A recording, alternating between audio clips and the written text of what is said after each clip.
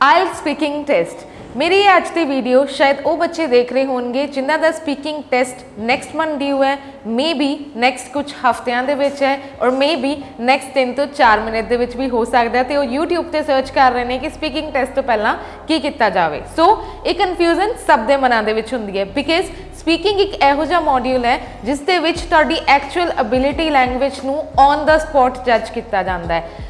There is definitely a scope कि हर बंदा ही नर्वस हुंदा है। इस वीडियो दे विच अज आपां गल करांगे कि IELTS स्पीकिंग टेस्ट तो पहला किस चीज़ के उत्ते काम करना चाहिए। सो पहली गल, जदों भी तुसीं IELTS स्पीकिंग दे लई प्रिपेयर कर रहे हो, अपनी प्रैक्टिस सैशन दे विच ही आइडियाज़ नूं लर्न करन दे नाल नाल तुहानूं अपनी स्किल दे उत्ते भी वर्क करना चाहिए है। स्किल दे उत्ते वर्क करन दा मतलब की है, जिवें आम तौर पर बच्चों को कहा जाता है अपनी फ्लुएंसी ते वर्क करो, राइट। पर एक गल कोई नहीं सिखाता कि फ्लुएंसी ते वर्क किवें किया जाए। ईवन के कुछ बच्चों को यह भी नहीं पता होंदा कि फ्लुएंसी हुंदी की है।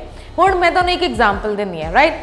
अगर तुसी अपनी स्पीकिंग तो जो तुहाडी नैचुरल स्पीकिंग है, मीनस जिस स्पीड के उत्ते तुसी अपनी मदर टंग नूं बोल रहे हो, right, that is your natural speaking. हुण कुछ बच्चों को इस गल का वहम हुंदा है कि जे मैं इंग्लिश फास्ट बोलूँगा तो मेरी फ्लुएंसी ज़्यादा अच्छी लगेगी, और अगर मैं इंग्लिश को बहुत ठहराव नाल बोलूँगा तो शायद मेरी इंग्लिश की कैपेबिलिटी ज़्यादा अच्छी दिखेगी। बट अगर तुसी इंग्लिश नूं फास्ट बोलने की कोशिश करोगे उत्थे भी तुहाडी एनर्जी यूटिलाइज होएगी।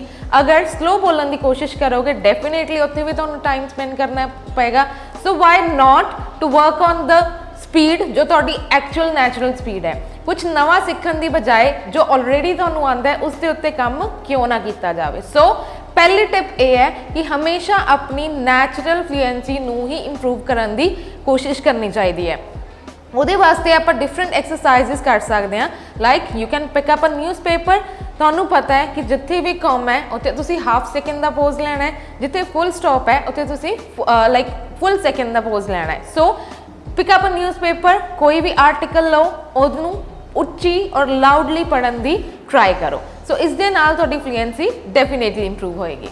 आफ्टर फ्लुएंसी नैक्सट टर्म आती है प्रोनाउंसिएशन। सो प्रोनाउंसिएशन ते वर्क किवें करना चाहिए। देर आर सर्टन स्टूडेंट्स जो भी स्पीकिंग मॉड्यूल की प्रैक्टिस करते होंगे ने तो उन्होंने स्पीकिंग दे विच बहुत सारे पॉजेज आते हैं। ये मेन पॉजेज आने का मतलब ये नहीं होंदा कि स्टूडेंट्स को आइडियाज़ नहीं है या स्टूडेंट्स को वोकैबलरी नहीं आती। मेन रीजन ये है कि अगर जो भी वो अपनी मदर टंग दे विच बोलते हैं तो वो ऑटोमैटिकली वर्ड्स अंदरों निकलते हैं, बट जो वो इंग्लिश बोलने की कोशिश करते हैं तो वो जी नैचुरल इनहैरिटेड फ्लुएंसी आती है, मीनस वो अंदरों निकलन वाली गल आती है, वो इंग्लिश लैंग्वेज से काम नहीं करती। इसका रीजन की है कि तुहाडी टंग अपनी टंग है जी वो इंग्लिश बोलने के यूज टू नहीं है। जो भी आप कोई नवा काम शुरू करना है, फॉर एग्जाम्पल तुसी रेस लगानी शुरू करनी है, पहले दिन तो बहुत औखा लगूगा, सैकेंड डे भी तो बहुत औखा लगूगा, बट तो उस चीज़ की आदत बनानी पऊगी। जिस दिन तो सवेरे 4 बजे उठ के रेस लगाने की आदत पैगी तो वो तुहाडे लई की है डेफिनेटली प्रोडक्टिव प्रूव होंदी है। सिमिलरली अगर तुसी अपनी प्रोनाउंसिएशन इंप्रूव करनी है एज वेल एज फ्लुएंसी नूं भी इंप्रूव करना है तो अपनी टंग नूं यूज टू करना पएगा इंग्लिश बोलण दे लई। हुण टंग नूं यूज टू करन दे बहुत सारे वेज है, जिवें कि मैं तुहानूं फ्लुएंसी दे विच दस्सिया कि तुसी न्यूज़पेपर नूं पढ़ो, राइट। उहदे नाल की है तुसी वध तो वध इंग्लिश कॉन्टेंट बोल सकते हो। हुण कुछ बच्चों का यह भी एक्सक्यूज़ होंदा है कि साडे नाल कोई गल करन वाला नहीं है क्योंकि साडे पेरेंट्स नूं इंग्लिश नहीं आती। तो उन्होंने इंग्लिश लैंग्वेज विच यूज टू होने वास्ते किसी सैकेंड पार्टनर की जरूरत नहीं है, बिकॉज तुसी अपनी ही टंग नूं यूज टू करना है। So what you can do is first thing read the newspaper, read any kind of articles. कोई भी आर्टिकल तुसी लाउडली पढ़ो, तुहाडी टंग नूं आदत होएगी वध तो वध इंग्लिश बोलण दी। सो नैचुरली वो वर्ड्स तुहाडे अंदरों तुहाडे दिल तो वो वर्ड्स बाहर आने शुरू हो जाएंगे। सैकेंड थिंग, जिमें कि किसी भी छोटे बच्चे नूं जदों आपां बोलण लाना हुंदा है और जदों फ्लुएंटली बोलण लाना हुंदा है उन्होंने लिस्पिंग की प्रॉब्लम हुंदी है या वो तोतला बोलता है, तो उन्होंने इंप्रूव करने की किया जाता है, उन्होंने टंग ट्विस्टर्स दिते जाते हैं। सिमिलरली जो भी आप इंग्लिश लैंग्वेज के विच फ्लुएंसी नूं बिल्डअप करना है या प्रोनाउंसिएशन नूं बिल्डअप करना है, दैन आप टंग ट्विस्टर्स के उत्ते जो इंग्लिश के टंग ट्विस्टर्स ने उन्हों की प्रैक्टिस कर सकते हैं, जिस दे नाल की है अपना इंग्लिश लैंग्वेज के विच एक पेस बनना शुरू हो जाता है। सो इस तरह तुसी अपनी इंग्लिश लैंग्वेज दी स्किल्स नूं इंप्रूव करके एक बैटर स्पीकर बन सकते हो।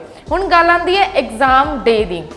एग्जाम डे ਦੇ ਉੱਤੇ ਤੁਸੀਂ ਕੁਝ ਨਹੀਂ ਸੋਚਣਾ, you have to take a deep breath, ਆਰਾਮ ਨਾਲ ਲੰਬਾ ਜਿਹਾ ਸਾਹ ਲਓ।